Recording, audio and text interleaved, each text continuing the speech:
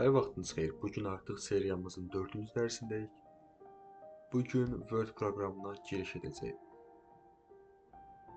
Başlayalım. Daxil oluram Word-a. Start bölməsini açdım, Word yazdım və daxil oldum. Bu formada və ya gəlib buradan sağ düymə ilə New faylindən biz buradan Word dosyasını yaradıb o formada daxil ola bilərik. Fərqləri nədir? Fərqləri odur ki, burada dosya qayd olunmuş formada gəlir. Amma Word proqramının açdıqda isə dosya qayd olunmamış formada gəlir. Yəni biz bunu sonradan qayd etməliyik. Baxıram dilin türkçədir. İstəsək əgər biz bunun dilini dəyişə bilərik. Seçənəklər və ya ingiliscəsində option bölməsinə daxil oluruq. Buradan language, yəni dil. İstədiyimiz dili ən yuxarı səviyyəyə, yəni birinci yerə gətirməliyik. Yuxarı taşı və ya tərcih edilən dil olaraq ayrıla bölməsinə toxunub birinci hissəyə gətirdik. Ardınca OK vururam. Bir daha və proqramdan çıxıb yenidən daxil olmalıyıq. Daxil oldum. Bu interfeysdə əsas bizə lazım olanlardan danışacağım. 5 kateqoriyamız var. Home, New, Open, Account və Option bölməsi. Home bölməsində sizə nə lazım ola bilər? Boş bir, içində məlumat olmayan bir dosyamız, yəni yeni dosya yarada bilərik və ya sonuncu dəfə hansı dosyaları açmışamsa, onları görə bilərik. Misal üçün, ayın 17-si mən bu dosyanı açmışam. New bölməsindən gəlib yenə də boş dosya yarada bilərik və ya burada şablonlarımızdan istifadə edə bilərik. Open bölməsində bizim File Explorer-imizdə olan dosyaları aça bilərik. Browser toxunsam, gəlib buradan File Explorer-ə daxil oluram. Burada istənilən dosyaları aça bilərik. Gəldim Account bölməsinə, bizim hesab bölməsidir. Oradan biz lisenziyalarımızı ala və ya hesabımızı dəyişdirə bilərik. Option bölməsindən də bizə hələ ki dil bölməsi lazımdır. File bölməsinə toxunuram. Home bölməsindən və ya New bölməsindən yeni fayl yaradırım. Boş dosyamız yarandı. Görürük ki, yuxarıda belə bir tablar verilib. Bu formada parametrlərimiz var. İlk əvvəl başlayırıq açılacaq. Baxın, one page of one yazıb. Yəni bir səhifəmizdə bir səhifəmiz var. Yəni mən gəlib yeni bir səhifə əlavə etsəm, artıq iki səhifədən hansı səhifədə olduğunu göstərəcəm. Səhifə əlavə etmək üçün Ctrl-Enter-dən istifadə edirəm hələ ki. Ctrl-Enter-lə səhifələr əlavə etdim. Baxın, hal-hazırda deyir ki, 7 səhifə var və biz 7-mizdəyik. Misal üçün, mən birinci səhifəyə gəlsəm, 7 səhifə var və biz birinci səhifədəyik. Belə bir funksiya yazıram sadəcə göstərmək üçün. Baxın, belə bir mətnimiz var. Deyir ki, bizə 239 word var, yəni 239 söz var. Ardınca gəlin sağ tərəfə heç baxmadan yuxarıda home bölməsindən danışaq. Bu hissədən bir işimiz yoxdur hələ ki. Hələ ki bunun klaviaturdan kombinasiyalarından danışaq. File Explorer-də öyrəndiyimiz bütün qısa yollar burada da keçərlidir. Necə ki olsun, kəsmək olsun, kopyalama olsun, yapışdırmaq olsun, hamısını seçmək olsun. Misal üçün deyirəm, bu hissəni seçirəm. Əlbəttə ki, sadəcə seçdiyim yerlərə aid olunur funksiyalar. Ctrl-X-la bunu kəsib, gəlib sonlarına yapışdıra bilərəm. Ctrl-V ilə. Və ya gəlib bu hissəni baxın seçirəm. Ctrl-C, gəlib aşağı hissələrə Ctrl-V ilə yapışdırıram. Və ya Ctrl-A ilə hamısını seçib, backspace və ya delete ilə silə bilərəm. Yenidən bir mətn yazıram. Baxın, seçdiyim hissəyə aid olacaq bütün funksiyalar. Yəni, kalibri. Baxın, bu hissə bizim artıq fontumuzu dəyişir. Yəni, mən buradan artıq istədiyim gəlib fontu seçə bilərəm. Məsəl üçün, belə bir font seçirəm. Baxsaq ki, hamısına aid olmadı, sadəcə seçdiyim hissələrə aid olunur. Və ya gəlib bu formada bunu seçə bilərəm. Ən çox istifadə olunur kalibri, Times New Roman və ya Arial. Təqribən bunlar zaten bir-birinə bənzər sayılırlar. Gəldik sağ tərəfdən ölçülərini dəyişə bilərəm.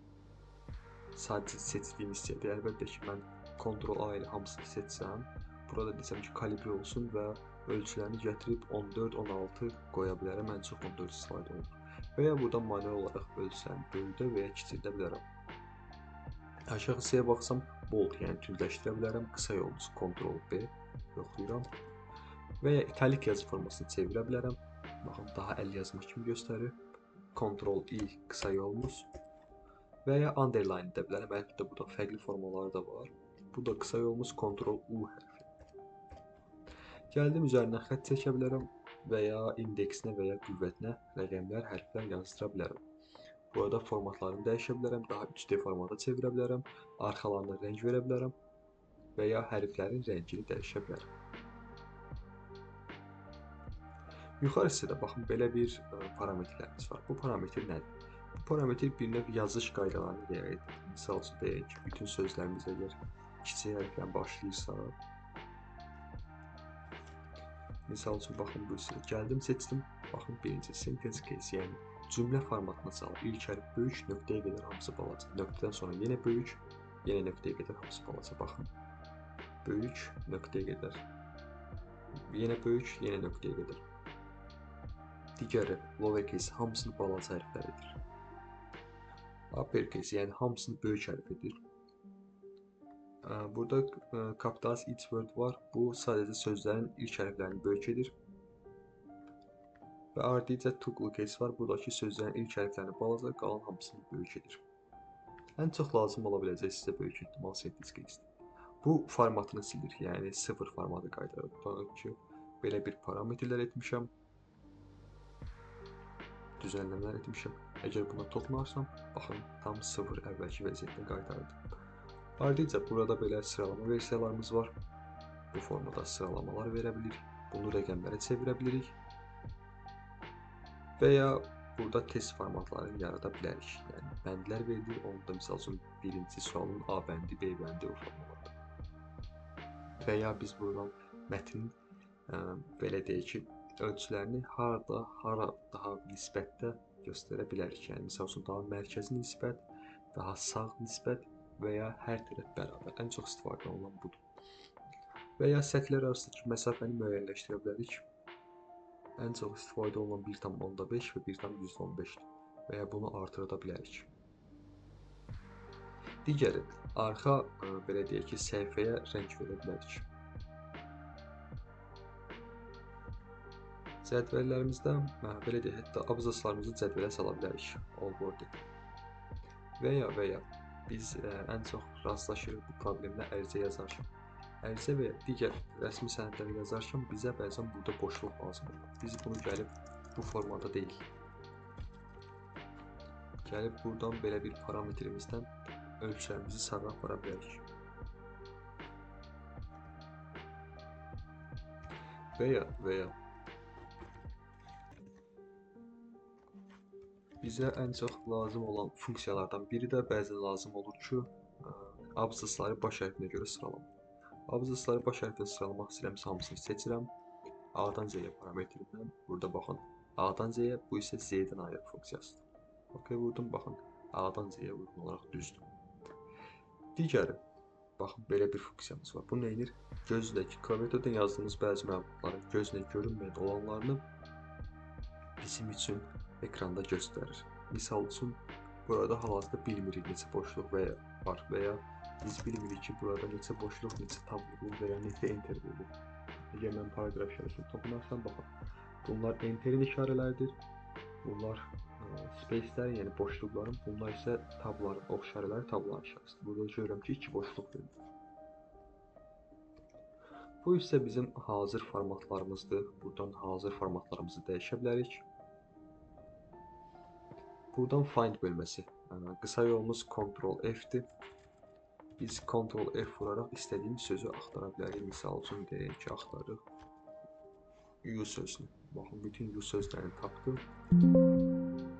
Və ya gəlib buradan find-ə toxunub, yenidən buranı aktiv edib U-ları axtara bilərik.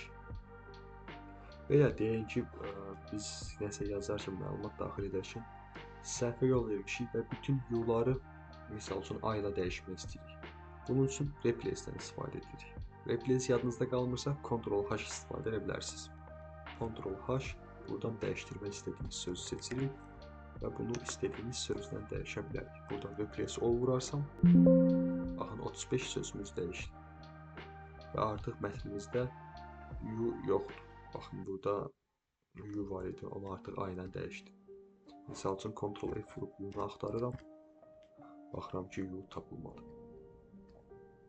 Burada select bölməmiz var. Biz buradan gəlib bütün mətni seçə bilərik. Bunda qısa yolu zaten biz bilirik. Ctrl. Dosyamız hazır. Belə bir dosyamız var və biz indi bu dosyanı kaydetmək istəyirik. Dosyanı kaydetmək üçün gəlirik file bölməsinə. Buradan əgər dosyanı ilk dəfə kaydedirirsə save as, ardınca Browse toxunub istədiyimiz hissəyə, yəni istədiyimiz kateqoriyaya biz bunu qayda bilərik. Misal üçün, qayd yazıram ki, adını Word 1 və hansı formatı qayd edəcəyimi seçirəm. Ya dokument formasında, ya da PDF formasında qayd edə bilərəm. Əlbəttə ki, ən çox istifadə olunan dokument və PDF. Word formasına qayd etdim və save vurarsam, avtomatik olaraq oraya qayd olundu. Əgər Ctrl+S ilə etmək istəsəz, yenidən harasa qayd etməlisiniz, ardınca Ctrl+S vura bilirsiniz. Və dosyanın üzərində sonra yenidən dəyişiklik etdikdən sonra artıq bir dəfə Ctrl+S vurmanız kifayətdir ki, həmin dosyaya yenidən qayd olunsun. Baxın, yenidən qayd olundu.